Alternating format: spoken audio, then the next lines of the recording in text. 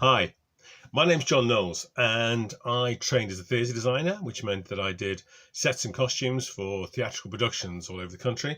I then went on to do theme park rides like Alton Towers, Cheshire World of Adventures, Madame Tussauds, Warwick Castle. I then did a project for the Millennium Dome where I did the work and learning zones. And throughout my career, whilst I was involved in those elements, I was always telling stories. Just that I was telling stories using visual materials. So my exhibitions had to tell a story even though there were no dialogue in them. Moving down to Hastings, I've changed. I've started writing scripts for actors, and now I run my own theatre company, Fetch Productions.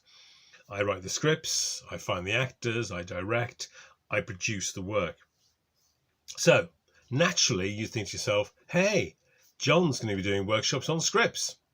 No, he's not, because one of my hobbies is graphic novels.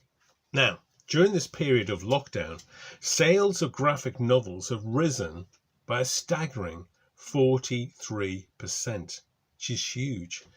In Japan and France and Belgium, graphic novels are taken very, very seriously as an art form. They're not sort of children's comic books. They are a serious piece of work. They cover a range of subjects from fantasy and magic and craziness of all sorts to real events told through graphic novels.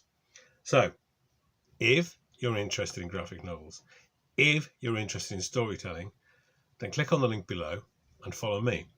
Because over the few weeks we've got together, we're going to be looking at how to tell a story, and there are tricks for how to tell a story, how to tell a story in an exciting way in a graphic novel, the different medium you can use, and also the different approaches to how to put things on the page to make it exciting for a viewer. Hopefully, by the end of this, you'll have a graphic novel and we'll have lots more stories to put out into the world. And that's not a bad thing, is it? First exercise, we need a story, and it has to be a story that comes from you. It can be epic as Star Wars. It can be as small as my life in lockdown. But whatever the story is, it has to be a story that you're writing. We need a hero. We need what it's about. We need what it is.